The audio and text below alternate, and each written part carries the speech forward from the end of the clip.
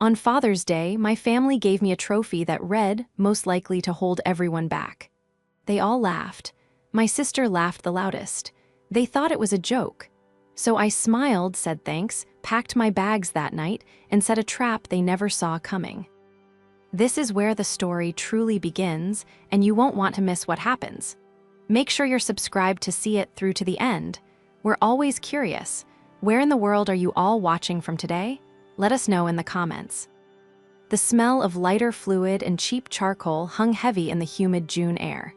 It was Father's Day, and as had been the custom for the past 22 years, I was the one manning the grill. Our actual father had been gone since I was 20, leaving me, the oldest child, to pick up the pieces of our shattered family. I had been the one to console our mother, Maria, then 42 and completely lost. I had been the one to raise my sister, Lucy, who was a toddler of 4, and my brother, Ben, who was barely 1. I had been the one to abandon my own life, my own scholarships, my own future, to take a bookkeeping job that eventually led to my career as a financial controller, all to keep the roof over our heads. So, yes, I was the one grilling the burgers, the one who had bought the burgers, the one who had paid the mortgage on the house we were standing in, and the one who had just refilled the propane tank. It was Father's Day. The irony was suffocating. "Steph, you're burning them," Lucy's voice trilled from the patio. I flipped the patties, my hand steady, my face a mask of calm. "They're fine, Luce." "Well, hurry up, we have a presentation." My stomach tightened. A presentation. "Just a fun little thing," she sang. I transferred the last of the food to the platters, carried them over to the picnic table, and began tidying the prep area. My family, Mom, Ben, Lucy, and her new, slick fiancé, Marco, were all seated, sipping the expensive craft beer I'd paid for.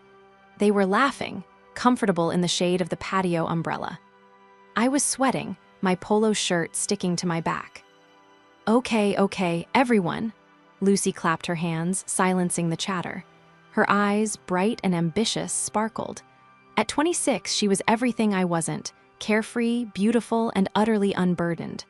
"So, we all know it's Father's Day, and while Dad isn't here, we thought we'd celebrate the other guiding force in our lives."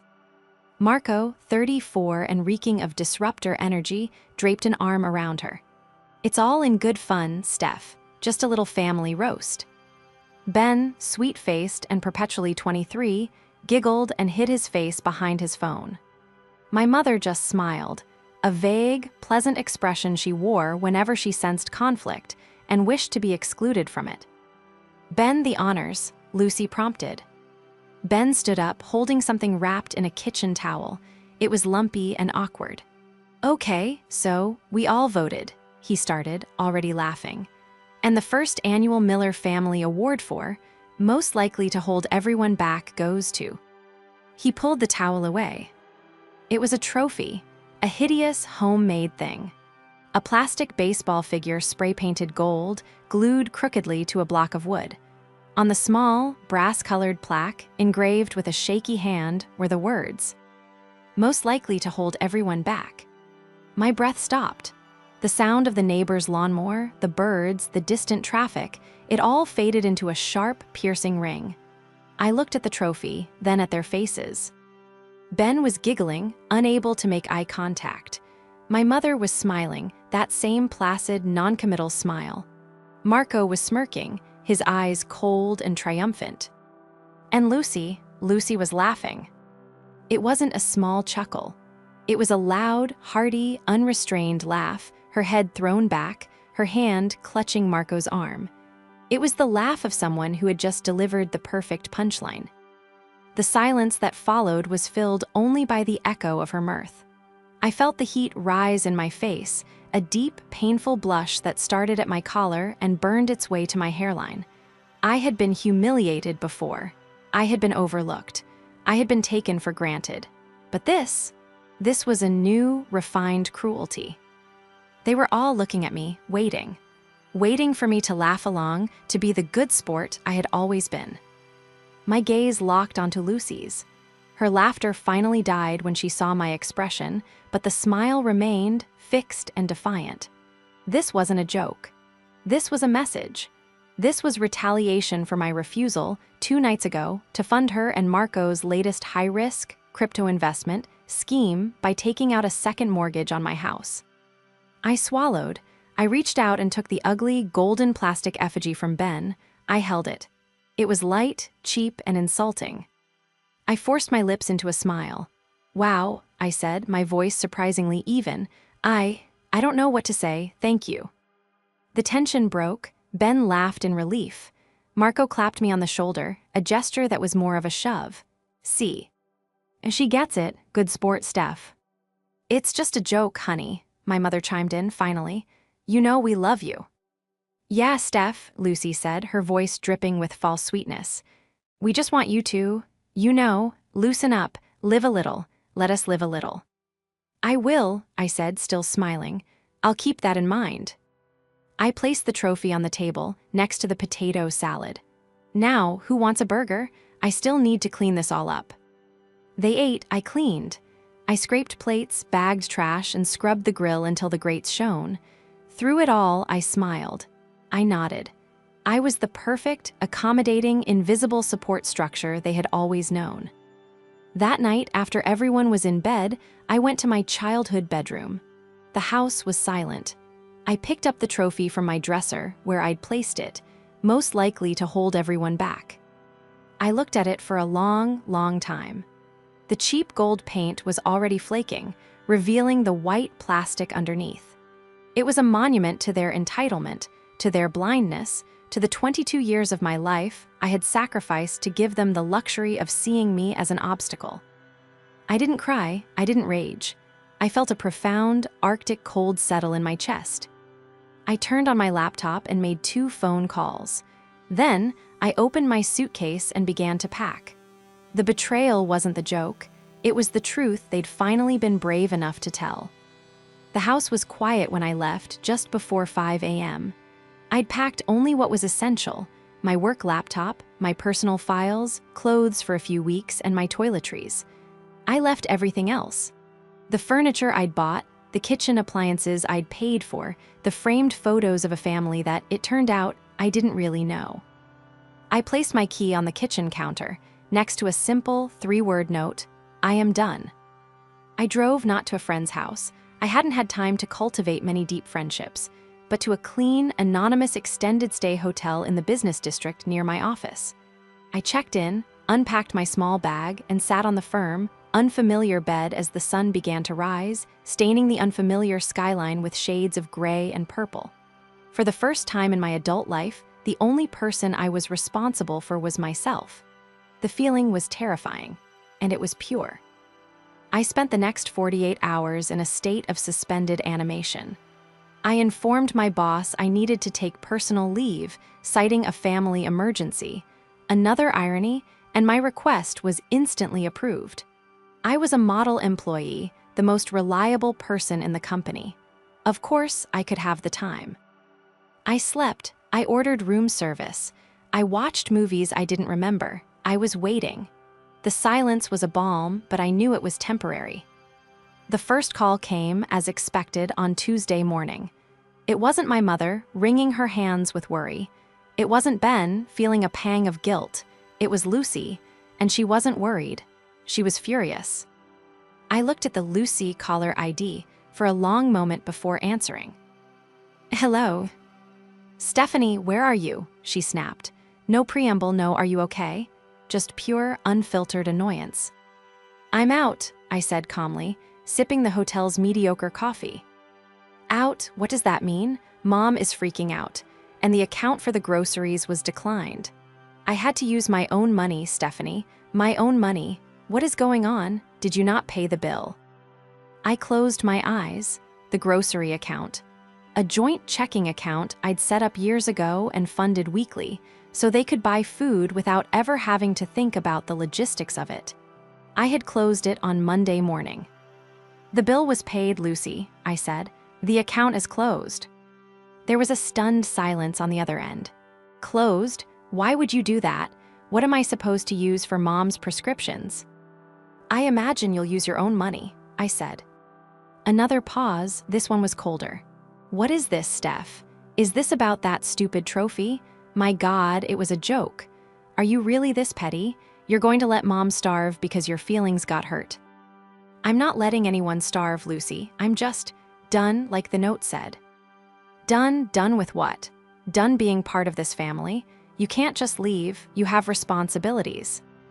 You have responsibilities. The words echoed in the sterile hotel room. For 22 years, that phrase had been my shackles. But the trophy hadn't just been an insult, it had been a key. No, Lucy, I said, and I was surprised at the steel in my own voice. Not anymore. You are unbelievable, she seethed. You're trying to punish us. Marco was right, you are controlling, you're trying to ruin my life. I'm not doing anything, Lucy, I'm just stopping. Well, you can't, she shrieked. My car payment is due on Friday, and I have the final payment for my brand launch seminar. You have to transfer the money. What am I supposed to do? I sighed. This was the crux of it. Not my absence, but the absence of my wallet. That's for you too. Figure out, I said. Stephanie, if you don't fix this, I swear. I hung up. My hand was shaking, not from fear, but from adrenaline. The parasitic bond had been severed, and the host was finally noticing. I walked to the window and looked down at the busy street. Cars and people, all moving with purpose, all with their own lives to manage. I had been a ghost in my own, and I was finally materializing. Lucy was panicking about a car payment and groceries. She was worried about the small, day-to-day stipend I provided. She hadn't even thought to check the real money. She was worried about the joint checking account, but she had forgotten one crucial thing. 5 years ago, when she'd first started her social media manager career, she'd been making a mess of her finances. To protect her from herself, to keep her tax compliant, to give her a veneer of professionalism, I had set up L. Miller Media, LLC. I had done the paperwork, I had filed with the state, and I had structured the operating agreement with the precision of a financial controller. Lucy was a salaried consultant. I, Stephanie Miller, was the sole managing member, with exclusive signatory authority over all corporate accounts. I was the LLC, and Lucy, and by extension Marco, had no idea. They just saw it as the magic bank account that paid for their flashy lifestyle. They thought they had given me a trophy for holding them back. They were about to find out I was the only one holding them up. My sacrifice wasn't a single act. It was a death by 1,000 paper cuts, a life given away one relinquished dream at a time. When our father died of a sudden heart attack, he left us with a grieving widow and a mountain of debt I hadn't even known existed. The charming, jovial man I remembered had been living a lie, borrowing against the house, with 2 maxed-out credit cards and a personal loan I'm still not sure the purpose of. I was 20. I was 2 years into a full-ride scholarship for economics at a prestigious university. I had plans. I was going to study abroad, get my MBA, and work in international finance. I was going to see the world. Instead, I came home. I dropped out of my dream school and enrolled in night classes at the local community college, transferring to the state school's satellite campus once I had a full-time job. I remember my first day as a junior bookkeeper. I sat in a gray cubicle inputting numbers, my heart a leaden weight in my chest, while my old roommates sent me pictures from their semester in Florence. I never went back. I became a local. I became responsible Stephanie. I stabilized the family finances. I negotiated with the bank to stop the foreclosure. I worked 60-hour weeks, clawing my way up from bookkeeper to accountant to financial controller, all while raising my siblings. I packed Ben's lunches, I taught Lucy how to read, I attended their parent-teacher conferences. Maria, my mother, simply receded. She became another child to care for, lost in her own grief and incapable of making a single decision. I paid for everything. Lucy's braces, Ben's first car, Lucy's social media management degree, Ben's current college tuition. I did it all without a single thank you. It was just my job. I was the family utility, expected, invisible, and only noticed when I malfunctioned. Then, 6 months ago, Marco entered the picture. Lucy brought him home, and my internal alarms didn't just ring, they blared. He was 34, but he dressed like a 22-year-old who just discovered a credit card. He wore designer sneakers that were too loud, a watch that was almost real, and an overwhelming cloud of cologne. His profession, he'd announced, was crypto investor and day trader.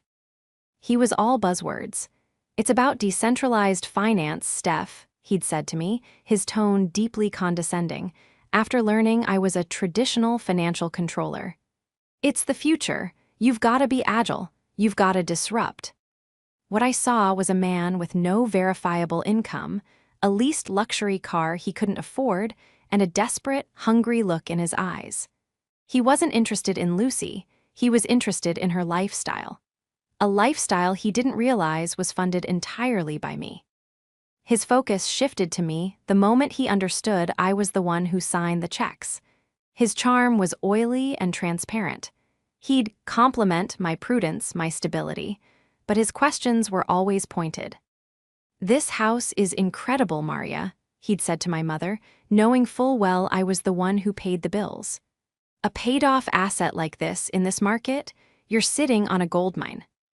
I saw him for exactly what he was, a predator who had mistaken a well-managed sanctuary for a fat, lazy target. The trophy incident, I knew, was the direct result of the fight we'd had 2 nights before the barbecue. Lucy and Marco had cornered me in the kitchen after dinner. "Steph," Lucy had started, her voice vibrating with practiced excitement, "Marco and I have the most amazing opportunity. It's the launch of my brand, my real official brand." Marco had taken over, placing a thin, flashy prospectus on the counter. "We've found a new token, pre-launch. It's set to disrupt the entire NFT market. But to get in on the ground floor, we need 75K in liquidity. Fast." I'd looked at him. A new token, so an unregulated, uninsured, speculative asset. "It's groundbreaking, Stephanie," he'd snapped, his mask slipping. "And what does this have to do with Lucy's brand?" "The profits, Steph," Lucy had jumped in. "Marco thinks he can triple it in a month. That's the seed money for my launch. We can finally get out of this house, get our own place, start our lives." I'd flipped through the prospectus. It was just poorly designed graphics and meaningless jargon. "I see. And where did you expect to get this 75K in liquidity?" Marco had smiled, a politician's smile. "That's the best part. We're not asking you for your money. We're just asking you to unlock the family's money. A simple second mortgage on the house. The bank will approve it in a day. It's a no-brainer." I had closed the prospectus and pushed it back across the counter. "No." The smiles vanished. "What?" Lucy's voice was sharp. "No, absolutely not. I am not leveraging the family home, the only asset we have, which I worked for 20 years to secure, on a high-risk gamble. It's financially reckless." "It's not a gamble," Marco insisted. "It's the definition of a gamble," I'd shot back, my controller voice taking over. "You have no business plan, no risk assessment, and no collateral. This isn't finance, it's a lottery ticket. The answer is no." Lucy's eyes had filled with tears of rage. "You see, Marco, you see, this is what she does. She can't stand to see me happy. She can't stand to see me succeed. She's holding me back." "I'm protecting you, Lucy." "You're controlling me," she'd shrieked. "It's my father's house too, you have no right." "The house is in my name, Lucy," I'd said quietly. A necessary legal move I'd made years ago to shield it from our father's lingering creditors. And the answer is final. She had stormed out. Marco had given me a look of pure, unadulterated hatred. "You're going to regret this," he'd hissed. 2 days later, they'd handed me the trophy. It wasn't a joke. It was a declaration of war. They just didn't realize I was the only one with any ammunition. The hotel room had become my command center. My initial wave of grief had receded, replaced by the cold, familiar hum of professional focus. I wasn't just a grieving sister anymore. I was a financial controller conducting an audit on a hostile entity. My first move, after hanging up on Lucy, was to log into the corporate portal for L. Miller Media, LLC. The accounts were exactly as I'd left them. The business checking account, which I kept funded with just enough for Lucy's salary and operating expenses, was now nearly empty from her last withdrawal. The real money, the LLC's profits from the few legitimate brand contracts I'd negotiated for her, was in a corporate high-yield savings account, an account she didn't know existed. With a few clicks, I transferred the entire balance from that savings account into a new locked escrow account at a different bank, an account that required my signature, and only my signature, for any withdrawal. I wasn't stealing it. I was protecting it from the predator I knew Marco to be. Next, I logged into the admin portal for the corporate credit cards. There were two, a primary card for business expenses, which I saw was used for restaurants, spas, and designer clothes, and a secondary one for operations, which paid for her car lease and subscriptions. I canceled them both, effective immediately. I was severing the lifelines. This wasn't just an emotional departure, it was a full financial extraction. But I knew that wasn't enough. Marco was a cornered animal, and he would be dangerous. I needed to know exactly what I was dealing with. As a controller, I knew that numbers don't lie. People do. I made a call to a man I'd used professionally once or twice to vet potential corporate partners. He was a discreet private investigator who specialized in financial forensics. "David," I said, "I have a situation. A man named Marco." I gave him the full name Lucy was using on her gushing social media posts. "He's engaged to my sister and has been attempting to gain access to family assets. I need a full workup. Credit history, business filings, criminal record, known associates, and any open judgments. I also have a suspicion he's involved in predatory crypto schemes. See what you can find." "Consider it done, Stephanie," he'd replied. "I'll be in touch." For the next week, I lived in a strange limbo. I went to my office, cleared my desk, and formally transitioned my projects to a colleague, telling my boss I was taking a full 4-week sabbatical. He was supportive, if Enfused. "Whatever you need, Steph, you've earned it." The calls from my family were relentless. They escalated in a predictable, pathetic pattern. First, Lucy again, hysterical. Her car had been declined. Her card for the brand seminar had been declined. "What did you do, Stephanie? You're destroying my future." Then Ben, awkward and guilty. "Hey, Steph, Mom is really upset, and my tuition payment is due next week. The one you always handle. Did you handle it?" "No, Ben," I'd said, my heart aching a little for him. He was weak, not malicious. "I didn't." "Oh, okay, well, can you, please? Everyone is really sorry about the trophy." "Are they, Ben, or are they just sorry the bank is closed?" He didn't have an answer. Finally, my mother. Her voice was thin, watery, and full of practiced helplessness. "Stephanie, dear, this has gone on long enough. Lucy is very upset. You've made your point. Now, please come home. I don't know how to work the new coffee machine." I don't know how to work the new coffee machine. After 22 years, that was the emergency. That was the depth of her concern for me. "I'm not coming home, Mom," I said, my voice flat. "You'll have to read the manual." I hung up and blocked all their numbers. My actions had to speak for themselves. The silence that followed was heavy. On Friday, exactly 12 days after I'd left, I got the email I was waiting for. It was from David. The subject line was simple: "Report, MARCO." I opened the attached file. It was worse than I thought. Marco was a con artist, a failed one at that.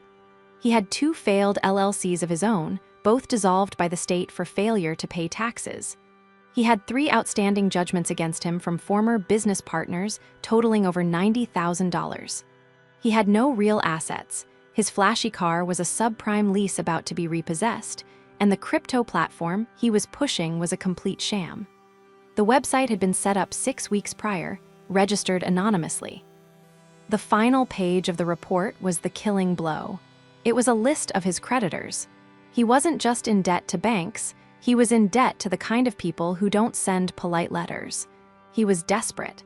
He wasn't trying to build a future with Lucy, he was trying to find an escape hatch. And he thought he'd found it in my family, in my house. He hadn't been trying to get $75,000 for Lucy's brand. He'd been trying to get $75,000 to save his own skin. My phone, which had been silent for days, suddenly buzzed. It was an unknown number. I answered. It was Lucy. She was sobbing, not angry, not hysterical, sobbing. Stephanie, please, she choked out. I'm so sorry. I'm sorry about the trophy. I'm sorry about everything. Please, I need your help. Marco, he's terrifying me, he said.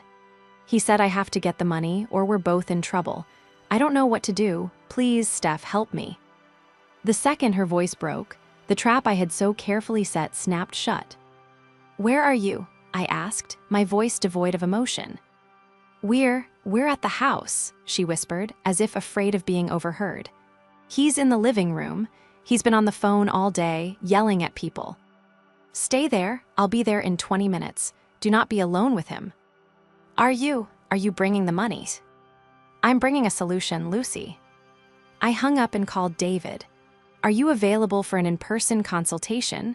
Right now, I'll double your rate. Where am I going? He asked. I drove to my old house, the one I had saved and they had poisoned. I parked at the curb, but I didn't go in. I waited. 5 minutes later, a nondescript sedan pulled up behind me. David got out, a man in his late 50s with a calm, professional demeanor, carrying a leather briefcase. What's the situation? He asked as he got into my passenger seat. A domestic dispute with a high-risk financial element. The man in that house is the subject of your report. He is unstable and desperate. My sister is inside. I am going in to extract her and to present my findings. I want you there as a witness. You are not to engage, you are just to be present. Is that clear? Crystal, he said, adjusting his tie. We walked up the path I had weeded 100 times. I used my old key. It still worked. The scene in the living room was one of complete disarray. My mother was on the sofa, weeping silently. Ben was standing by the fireplace, pale and trembling. Marco was pacing, his phone clamped to his ear, his slicked-back hair a mess. He was wearing the same clothes he'd had on 2 days ago. The smell of fear and stale beer was thick in the air. Lucy was a wreck. Her eyes were red and swollen, and she was huddled in the armchair, looking like a child. When I walked in, followed by a large, unfamiliar man in a suit, the room fell silent. Marco's phone call ended abruptly. Stephanie, my mother breathed, a wave of relief washing over her face. Thank goodness, tell Lou. Say to fix this, Marco is very upset. Marco's eyes narrowed, first at me, then at David. Who the hell is this? Are you crazy? You brought a stranger here. This is my associate David, I said calmly. He's here to observe. Steph, Lucy ran to me, grabbing my arm. Did you do it? Did you unfreeze the accounts? Marco says he can fix everything, we just need the liquidity. I looked at her, my heart a cold, hard stone. The manipulation, the addiction to a fantasy, it ran so deep. I am not unfreezing the accounts, Lucy. What? Marco roared. He took a step toward me. David took a half step forward and Marco stopped. You think you can just waltzing in here? This is my house, our house. It's my house, Marco, I said, my voice cutting through his bluster. And you are no longer welcome in it. You can't do that, I'm family. Lucy and I are getting married. You are stealing from us. This is illegal. Is it? I asked. I walked over to the coffee table, pushing aside a stack of his crypto printouts. I placed my own file on the table and opened it. Lucy, when I set up L. Miller Media, LLC, I had you sign the operating agreement. Do you remember that? Lucy looked confused. I don't know, I signed a bunch of bank stuff. You signed a binding legal document, which I have right here. I tapped the first page. It outlines the structure of the company. It names me, Stephanie Miller, as the sole managing member. It gives me 100% fiduciary control over all company assets and decisions. It lists you as a salaried consultant. You have no legal claim to a single dollar in that account. I am not stealing from you, Marco. I am protecting the company's assets from a fraudulent external party. You. Lucy's face went white.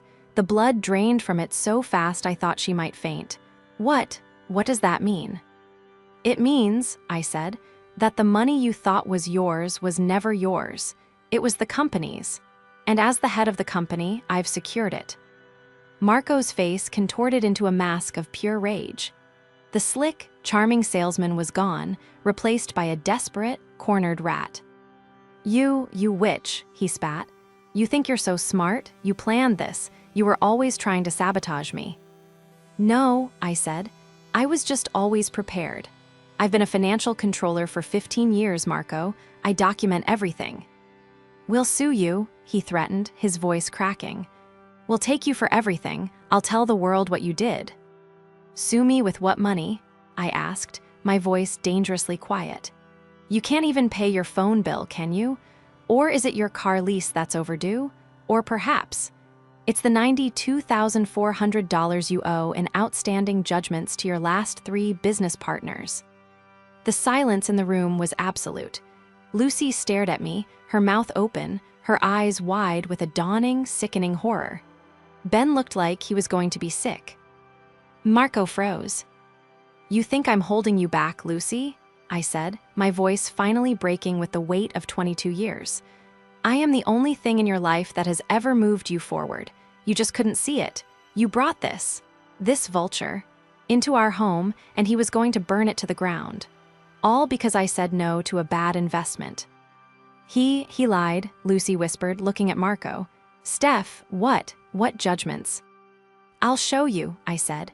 And then, Marco, you are going to leave. Marco's desperation was a palpable, ugly thing. She's lying. It's all lies. She's twisting things, Lucy, baby. You know how she is. She's just a bitter bean counter who can't stand to see us win. He was trying to reignite the narrative, to cast me as the villain one last time, but the foundation was crumbling. His voice was too high, his eyes too shifty. Am I Marco? I asked. I turned to the second document in my file. Then perhaps you can explain this. I didn't hand it to Lucy, who was still in shock. I handed it to Ben. Ben, read the names on that list, aloud. Ben took the paper, his hands shaking. It's a legal document, a judgment. Apex Capital versus Marco, he read the full name, for $35,000. I handed him the next one, and this. Acme Investments, $22,000. And this. A civil suit, breach of contract, $35,400. With each paper, the color drained further from my family's faces. My mother, for the first time in her life, looked truly, utterly terrified. She had finally realized this was a problem she couldn't ignore, a problem I might not be willing to fix. They're all lies, Marco yelled, lunging for the papers.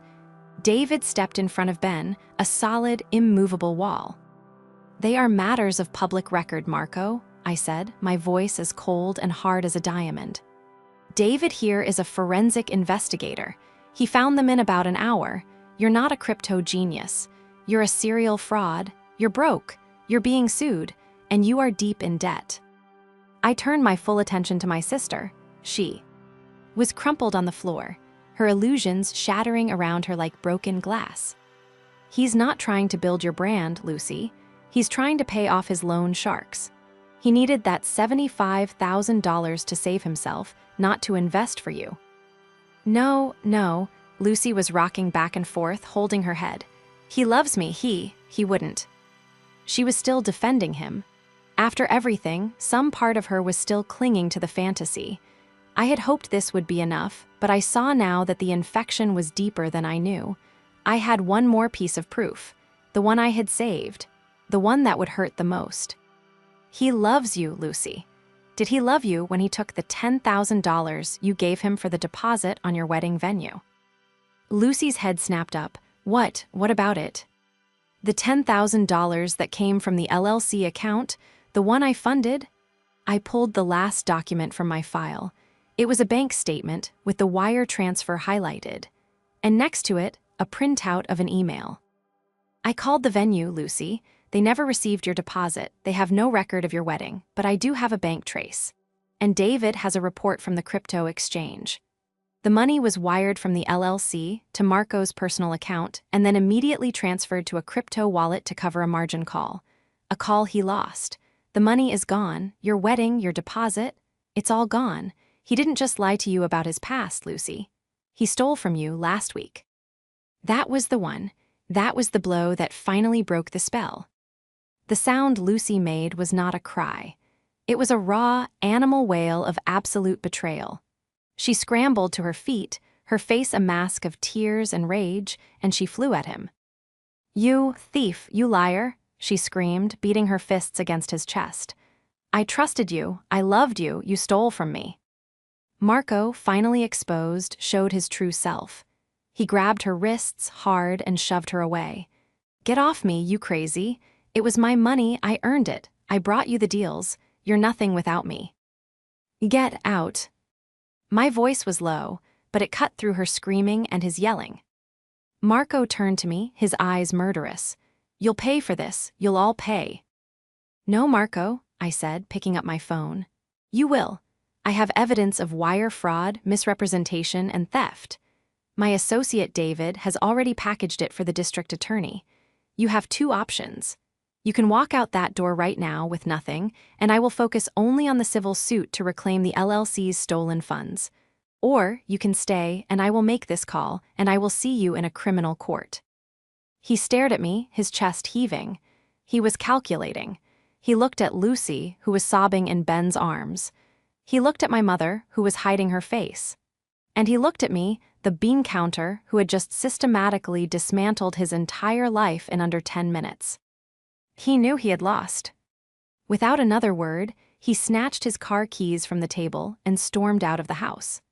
The front door slammed shut, and the echo hung in the air like a gunshot. The house was silent, save for Lucy's agonizing sobs. Ben looked at me, his eyes wide with a new, terrified respect. "Steph, what happens now?" I took a deep, shuddering breath. The adrenaline was fading, leaving behind a bone-deep weariness. "Now," I said, looking at the wreckage of my family, "we clean this up."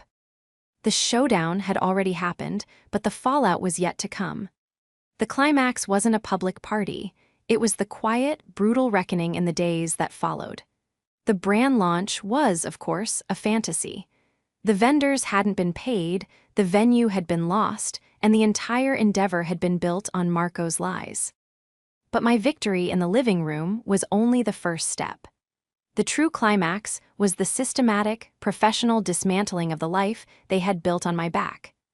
2 days later, I called a final family meeting. This time, it wasn't at the house. It was at the downtown office of my lawyer.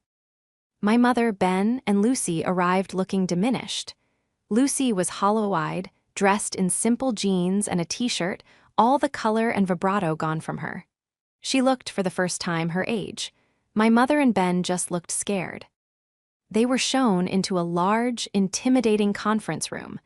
I was already there, at the head of the table, with my lawyer, Mr. Harrison, beside me. Stacks of neatly organized folders were in front of us. "Thank you for coming," I said. "This won't take long. I wanted to formalize the next steps so there are no misunderstandings." Mr. Harrison cleared his throat. "Ms. Miller has retained our firm to manage the dissolution of 2 key assets, the L. Miller Media, LLC, and the family home on Elm Street." My mother gasped. "The house? Stephanie, no, you can't." "I can, Mom," I said, "and I am. The house is legally mine, and the emotional cost of keeping it is too high. It's being put on the market next week." "Where will we live?" she whispered. "Ed," her voice trembling. "That," I said, "is what we are here to discuss." Mr. Harrison slid a folder toward Lucy. "First, the LLC. After a full audit and accounting for the funds stolen by Mr. Gallo, which we are aggressively pursuing in civil court, the LLC has a remaining net asset value. Per Ms. Miller's instructions, the LLC is being dissolved. Its debts are being paid. A small portion of the remaining funds will be released to you, Lucy." He slid a check across the table. It was for $5,000. That's it, Lucy's voice was barely audible. After 5 years, that's it. That's what's left after your brand launch expenses, your car lease, and the money Marco stole, I said flatly. Consider it a severance. It's more than you're legally entitled to. It's a fresh start. What you do with it is your own business. Lucy just stared at the check, her first piece of real, earned-in-despair money. Mr. Harrison continued. As for the proceeds from the sale of the house, he slid a thick document toward my mother. Ms. Miller has instructed me to create an irrevocable trust for your sole benefit, Maria. The entirety of the proceeds will be placed in this trust, managed by a neutral third-party trustee, to pay for your housing and medical care for the rest of your life. My mother looked at me confused. A trust. It means you will be taken care of, Mom, I explained, my voice softening for a moment. You will have a nice apartment, your bills will be paid, you will never have to worry about money. But the capital cannot be touched. Not by you, not by Ben, and not by Lucy. It is for your care, and your care alone. I had just secured her future, and in the same breath, I had cut off her children from their primary source of funding. Ben, who had been silent, finally spoke. Steph, what about my tuition? It's due. I looked at my brother. I've paid for your education for 3 years, Ben. It's time for you to take it from here. You can apply for student loans, just like I did, or you can get a second job. Your portion of this family ends today. Ben looked down, his face flushing with the shame of a child finally being told no. This was the climax. Not a public fight, but a quiet, sterile, legal execution. It was me, in my power as a financial controller, drawing clear, undeniable lines. Lucy finally looked up, the check still in her hand. Her eyes were full of a new, dawning understanding. She wasn't just looking at her sister. She was looking at a stranger, a formidable woman she had never bothered to know. You thought of all of this, she whispered, not as an accusation, as a statement of fact. I think of everything, Lucy, I replied. That was the job you all gave me, the one you made that trophy for. I stood up. Mr. Harrison will handle the paperwork. I'll be in touch about the house sale. My part in this is over. I walked out of the conference room. I didn't look back. I didn't wait for the tears or the arguments. I just left. The final, triumphant act wasn't breaking free from Marco. It was breaking free from them.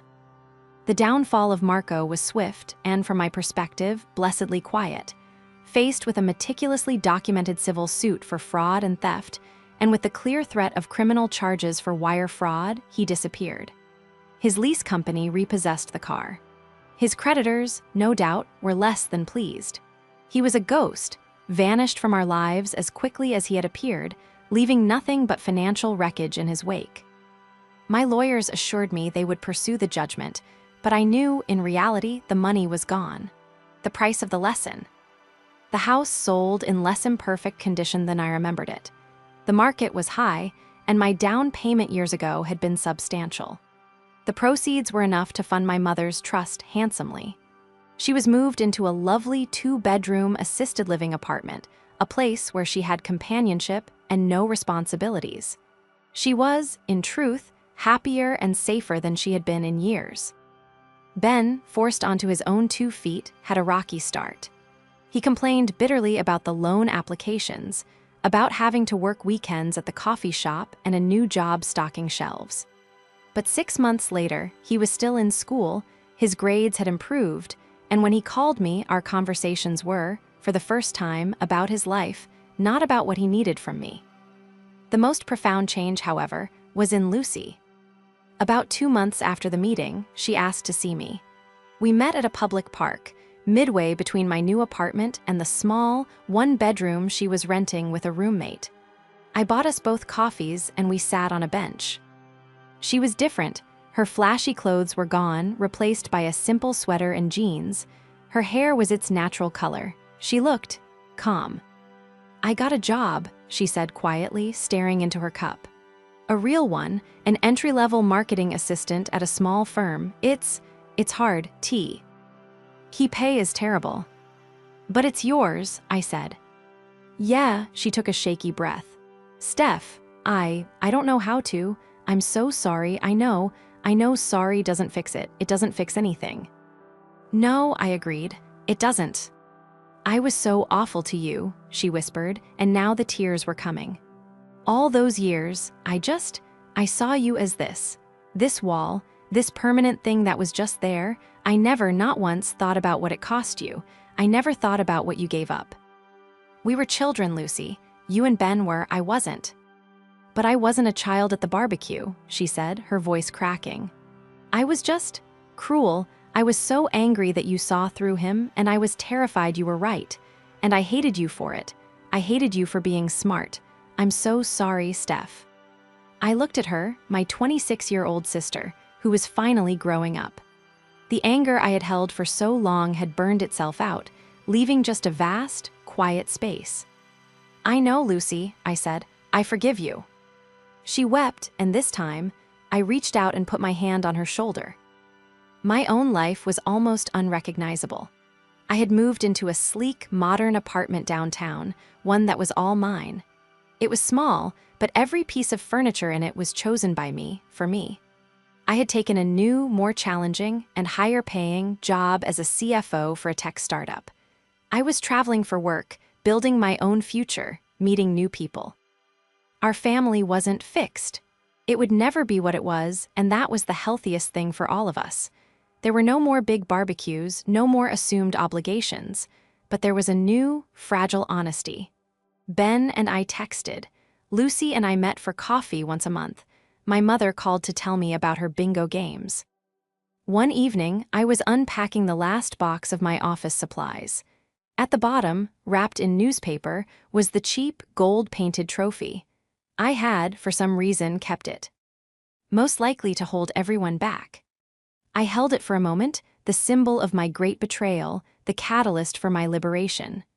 Then, I walked it over to the trash chute, lifted the small, plastic effigy, and let it go. I heard it clatter into the darkness, disappearing forever. I went back inside, poured myself a glass of wine, and sat on my balcony, overlooking the city lights. I was 42 years old, and my life was just beginning. I had peace. I had vindication. And for the first time, I was truly, completely free.